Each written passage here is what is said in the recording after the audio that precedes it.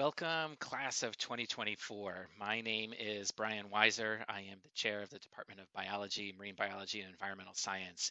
And I want to welcome you to Roger Williams University. I really look forward to meeting you in the coming months and working with you over the next few years to help you reach your goals in biomarine bioenvironmental science or wherever else your education takes you here. Um, I wanted to just share with you that Roger Williams University is such a great place to study, and I imagine you probably have some ideas about that already since you are planning to come our way. But our scientists are a really highly active group of individuals who are working with students to do their science. They are eager to cultivate a new generation of curious, creative, enterprising, and resourceful thinkers who understand the problems of our day through rigorous and inspired coursework, and who leverage that experience to address interesting research questions in the lab, in the lecture, and in the field, whether it's at Roger Williams University or off someplace else around the world, like Kelsey here, who's swimming in the eastern tropical Pacific off the coast of Panama, holding her little Roger statue with her. This is part of the Neotropical Marine Biology course that I teach along with Dr. David Taylor, and we go down to Panama every other year. And it's just one of the many examples that you can leverage your education at Roger Williams through different opportunities, whether it's in Panama or Belize or on campus or in the local community. There's just so many great opportunities. So we welcome you into this really rich and engaging environment and can't wait to work with you. Um, I wanted to emphasize also that while you're starting to look at biomarine, bio, and environmental science, I'm sure those aren't your only interests. And there are lots of ways, really cool ways, that you can combine your interests in the sciences with other things that are of interest to you. And Roger Williams University has all these different pathways that you can create. And one of the things that always impresses me is that students, every single student has a very unique pathway, right? We've got all these program requirements that you have to complete, but it is the rare case that you individually will have a schedule or a schedule of accomplishments that is not unique to you, right? So that other people are doing the same thing. You all meet the same requirements, but everybody's pathway is a little bit different. And so, you can pursue your interest in photography or music or whatever, but you can bring that to bear on your major interest. Sometimes that'll grow into a minor, maybe a second major. So I like to always let students know, like, there's more out there than just what we're doing. There's lots of ways to leverage all of those interests as part of your major studies in here. So maybe you're interested in producing documentary films that promote marine conservation. So you could couple your marine biology major with a minor in film studies or photography. Right? There's been some really impressive documentaries out there, and maybe take research diving, combine that with photography and marine biology, and you are off to the races. Doing um, some great documentary work. Maybe you're a writer, right? That can combine with the previous example too. You have a passion for nonfiction storytelling. We need these messages about good science to get out to the public. It's good science, good data leads to good decision making. How can you bring your skills and interests to help spread that message to help society, right? Science literacy is really good for our society. Maybe you've always been good at math. You're not quite sure how math pairs with biology. Well, we've got some mathematicians that work with biologists and vice versa. And so maybe you talk with Dr. Dougherty in the math department, and you realize, like, wow, this work that he's doing modeling drug delivery from a mathematical perspective is really cool. And doesn't require an animal system necessarily. We can learn a lot without ever having to bring an animal or into play until way deep into the process, maybe when we do a clinical trial. And maybe that speaks to you as somebody who cares about animal rights, um, which, by the way, Roger Williams University takes very seriously. We do maintain a lot of animals, and there's a whole protocol about how to do that. And I happen to be chair of that institutional animal care and use committee. So love to talk with you more about that. Maybe something that you need to get some training in order to pursue some of your research opportunities at the university. Last example here, maybe you are fascinated with animal biogeography, like how do organisms distribute to different parts of the world? How do they get there historically? And maybe you're thinking about how that's changing because of global climate change and right, all this social justice with this. So we don't have a program for that specifically, but you sure could create one. And you work with an academic advisor, and you can create an interdisciplinary individualized major that's at the crossroads of, in this example, sustainability studies, urban studies, public health, environmental science, biology, you name it. And that starts with a conversation with your academic advisor. I'm going to reference your academic advisors a lot in this presentation. And I just want to mention that that is a person to whom you are assigned initially, but you may change that at any point. It's a very easy thing to do. But that is somebody who is really looking forward to working with you to figure out what the best pathway is for you to be successful at Roger Williams University and beyond. They have a shared goal with you to help you complete your program in 8 semesters or less. Occasionally it takes a little bit more than that. They'll work with you through all of that. And I encourage you very strongly to go meet with your academic advisor during the first week of classes when you're back on campus. Make it a point to meet with your academic advisor. You can find out who that is through your Roger Central portal.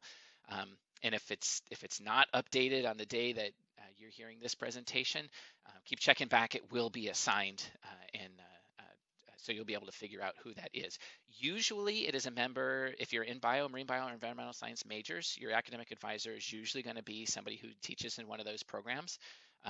Some of our programs are bigger, and so sometimes you get a chemist or a mathematician as your advisor, even though you're not in those programs, and they know our programs well, and they are absolutely every bit as dedicated to your success as anybody in your major. But you can always change your advisor too at a later date. So you'll be working with them initially, and you may find there's a better fit for you later on. Anyway, that person is really important. So make sure you get in and you meet with them early, so that if you have any questions whatsoever about your program, other opportunities, what you can do in the summer, how to drop a class, how to add a class, where to go find support services for academic support or for personal well-being. So we'll help connect you to those sources. And you've got a lot of different kinds of people that will help you in that way. Your academic advisor is a great one, though, that I want to encourage you really, really strongly. Go meet with them in the first week of classes. All you need to say is, my name is, I've been assigned to you. I'd love to meet you, tell you a little bit about who I am. Or if you have a specific question, lay the question out. So you can email. I say just pop in the office, find out where your academic advisor's office is and pop in. All right, so a few notes about registration. So you're going to be registering for probably 4 or maybe 5 classes. And one thing that I want to point out right now, and I want you to remember it every single registration period, is that when you're registering for laboratory-based classes, these are 4-credit classes that have a 3-hour lecture and a 3-hour lab. So in that class, you're meeting 6 hours a week. Okay, so you need to make sure that when you build your schedule, you don't have too many of those classes, because even though it only looks like one class, you're actually registering for 2 and you have 6 hours of coursework. So when you register, say, a typical semester for a student who's majoring in the sciences, might have a math, a chemistry, a bio, maybe a couple of core classes, okay? But the math, chemistry, and bio, they're all meeting 4 times a week, and the math has a lab, but it's only a 1-hour lab. But all of those, so your chemistry and your bio classes, it's like you're registering for 2 classes there. Okay, so because you have 6 hours of class time per week. So just keep that in mind, because when you register for 5 classes and 2 of those have 2 labs, that's kind of like you're registering for 7 classes. Whereas somebody who's in a program that doesn't have laboratory coursework, when they register for 5 classes, it's 5 classes, that's it. It's for their 15 hours, okay? But you'd have 21 in that scenario that I just mentioned. Okay, so just keep that in mind when you register. It's totally manageable. Your academic advisor, again, will help to make sure that you're taking on an appropriate load, not overloading your schedule with labs and so on. Okay. What if you get into a class and you realize, oh my gosh, this is like total review. I had this awesome chemistry class in high school, and this class is totally review. Go talk to the instructor and talk to your advisor, and just share your experience with them. They may say, hey, just hang on. There's always a little bit of review at the beginning of the semester, so stick with it. You know, you're going to be challenged through the rest of the semester. Or they might say, hey, you know what? I know there's a way you can test out of this. Have that conversation. Maybe you're on the other side of this and you realize, like, whoa, I am not prepared for this class. We as academic advisors and instructors, we want to see you be in the best class where you are the most well positioned to be successful in that class. Have the conversation with your instructor. And again, they may say, oh, connect with tutoring. That'll help a lot. And you may find that's a perfect fit for you and you can manage the class. Other times, they may say, this might be a good time to drop and to go back to take pre-calculus rather than jumping right into calculus. Okay, I'll talk more about math placement shortly. But have the conversation. Sometimes, and again, when you meet your advisor early in the semester, they're probably going to ask you, how did the first week of classes go? How do you feel? Do you feel like you're in a good place there? And they can help you manage those kinds of decisions. Okay. What is really unfortunate for myself as an academic advisor is when I don't get to meet a student until 3 or 4 weeks into the semester, and they say, you know, this class is such a breeze. I probably should have been in the upper level class. And while on the one hand, like, okay, great, you get a good grade, that's awesome. On the other hand, I just don't ever want to see students spinning wheels or worrying unnecessarily. And like, let's get you in the best first class. Okay, we've got lots of experience doing that. That's what we do. So we'll help you to navigate that process. All right. Last little note here before I talk about specific classes. What is the difference between a Bachelor of Arts degree and a Bachelor of Science degree? By default, all marine bio, environmental science majors are put into a Bachelor's of Science program. Right. And the difference in our programs at Roger Williams University is that the Bachelor's of Science program has some more quantitative coursework in it. So you take Calculus 1, Calculus 2, take a fourth upper level chemistry class or fourth chemistry class, and you take calculus-based physics. Okay, the Bachelor of Arts, your math tops out at pre-calculus. You take algebra-based physics, and you have 3, not 4, upper-level chemistry classes, and you offset the different number. You still have the same total number of classes, but you take a little bit more elective coursework in biology. Okay, so if you're wondering, you know, is the BA or the BS better? They're not better. They're just different degrees. And again, this is a great conversation to have with your academic advisor, and this absolutely does not need to be decided even in your first year. Just know there's some flexibility in there. So it's, you know, not everybody has to graduate with the BS or the BA. Some universities don't even offer 2 different degrees. They just offer the Bachelor of Arts degree. And that's totally fine. And so it matters less that you have an A or an S after the B. Most important thing for you, graduate with a bachelor's degree in the natural sciences from Roger Williams University in 4 years, and launch yourself into a pathway of exciting science careers, right? That's really what we want to see with you there. So if you're worried about calculus, you know, maybe you're coming in, you're testing into college algebra or pre-calc, that's great. You can finish in 8 semesters in 4 years. Like, there's totally a pathway on that, and it doesn't matter whether you're a BA or a BS, right? So we'll help you to figure that out. But the BA is not a lesser degree than the BS. It is a different degree from the BS because the coursework's a little bit different. So don't get hung up at it all, but by default, everybody gets put into the BS degree. I want you to know right now, there's options down the road, okay? Nothing to worry about right now, though. And again, just who your academic advisor is, you can identify that through your Roger Central portal, and there will be people to help you figure out who that is. But meet them early in the semester. Even drop them an email before you get on campus. Hey, can't wait to meet you. This is who I am, where I'm from, and this is what gets me really excited about my degree program. And man, I love getting that kind of email message from somebody. So you can, take the bull by the horns there and send that off. All right, so what are your course recommendations at Roger if you're in any of these three programs, bio, marine bio, environmental science? One of your classes, so you're going to be looking at basically 4 classes, but a major specific introductory course. So if you are a biology major, you're going to take Bio 103, Introduction to Biology, Cells and Molecules, and that's a lab class. So remember, you have 6 hours of coursework each week, 3 hours of lecture and 3 hours of lab. If you are a marine biology major, you're going to take Introduction to Oceanography. Note the course number, NatSci 430 and 430L. This is not a 400 level course. That's just a funky designation because we recently changed this course and it hasn't been introduced into the catalog, so we just have this placeholder designation of a 430. When we see that, we know that's a special topics course, and it just hasn't gone through the curriculum process yet. So this is a 100 level course, rest assured, a 100 level course that is an introduction to oceanography that has a laboratory component to it. And then if you are an environmental science major, Earth Systems is the class you're going to take, NatSci 103 and NatSci 103L.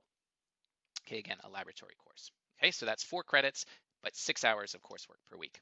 You're going to take a math class. This is going to be determined by your placement exam, or if you have a qualifying AP exam score, that will also place you into the appropriate level math class.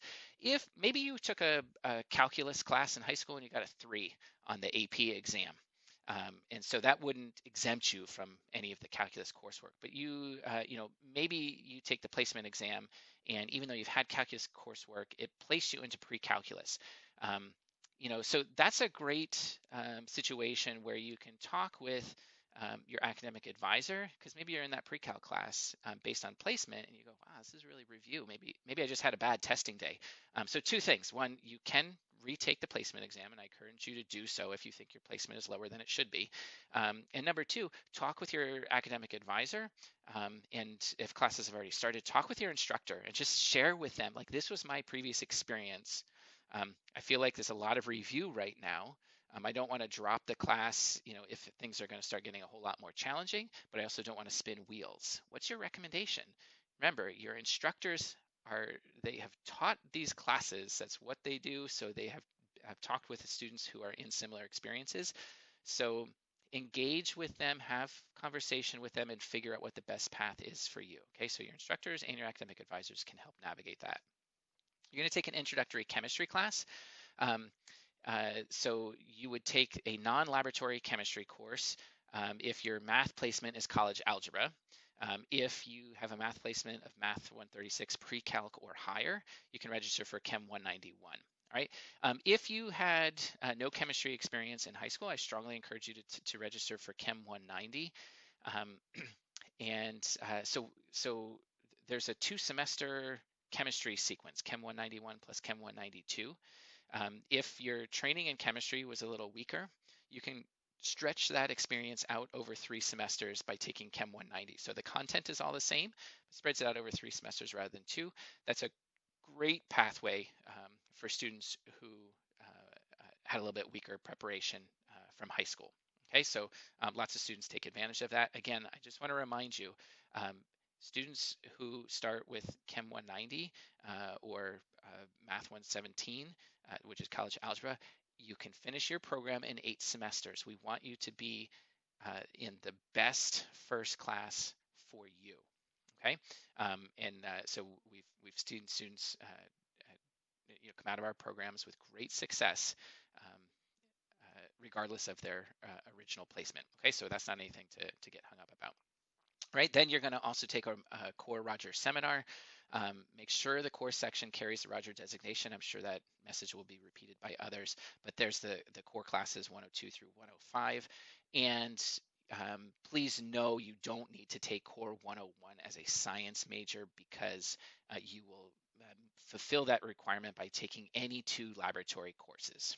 Okay, if in one semester, let's say you took Chem 190 and Bio 103, which has the lab, and you decided to change your major after 1 semester, you could take Core 101 or any other laboratory class to get up to that the 2 lab requirement.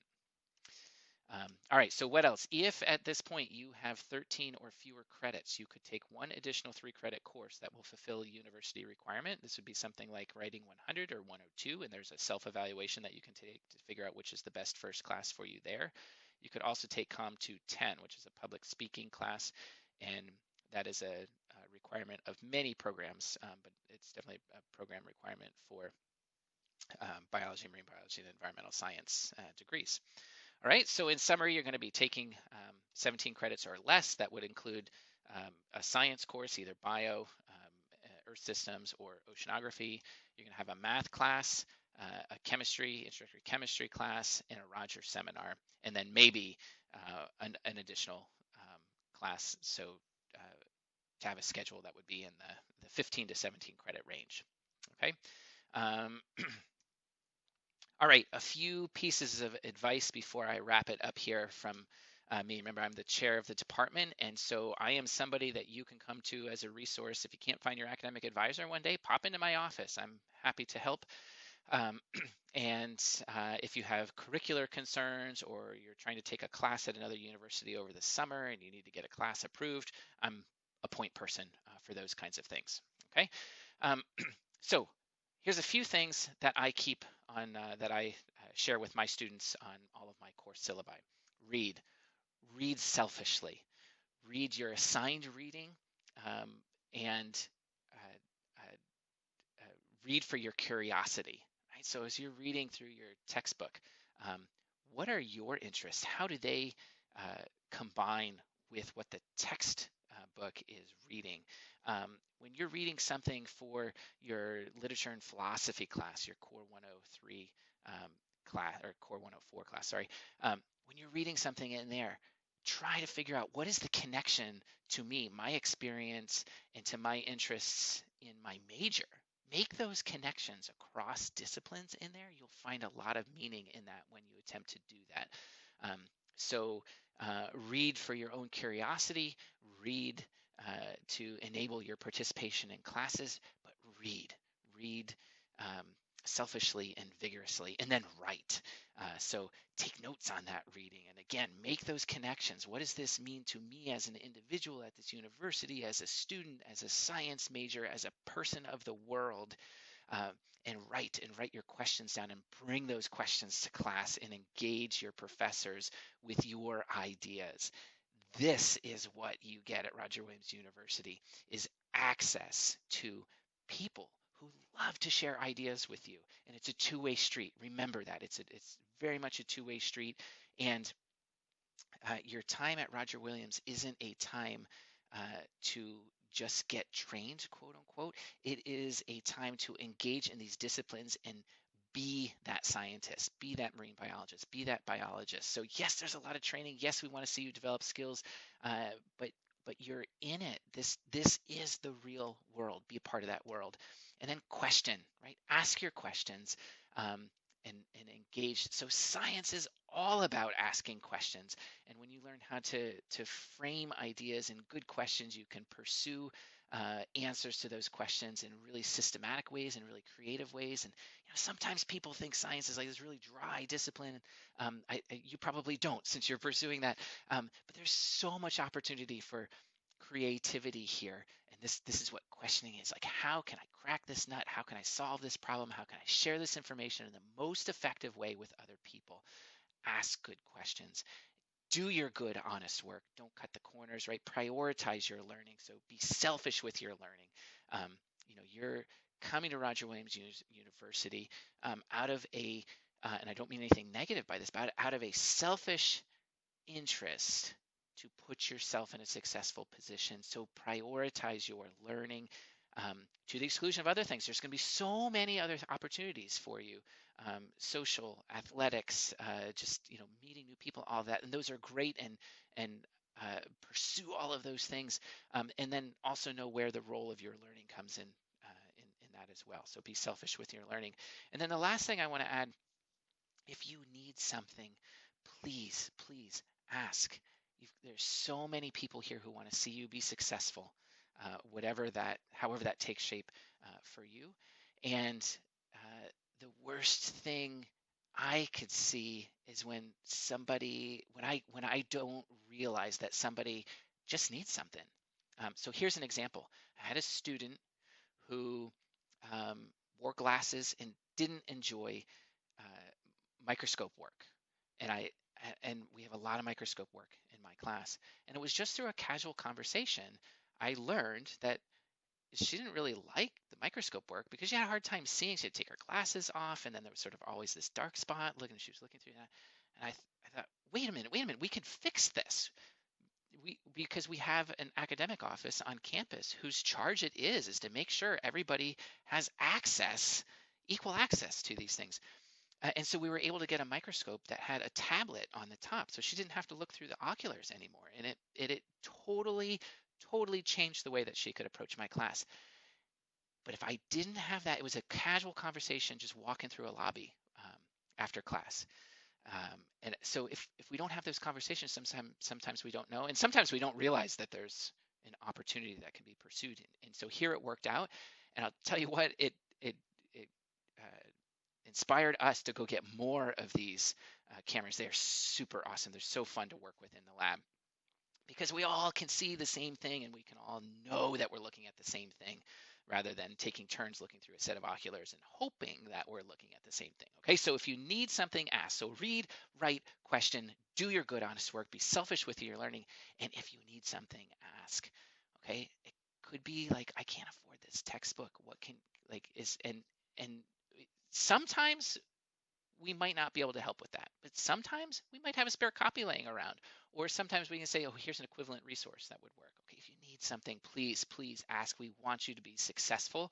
We know you've got a lot invested in this, so we are right there with you, and if we can help you, we absolutely will help you. Sometimes we don't know that help is needed. All right, last thing, we've got a job to do, right? So we're going to be learning in a pandemic. So part of your good, honest work, wear your mask, do your part, flatten the curve, keep the curve flat, keep the curve going downward, right? There's hope in here. We all have a role to play in our collective learning and community health. So please wear your mask through the summer. When you get to campus, you know, take pride in this commitment to our community of learners in there. Be safe, and we cannot wait to see you in class.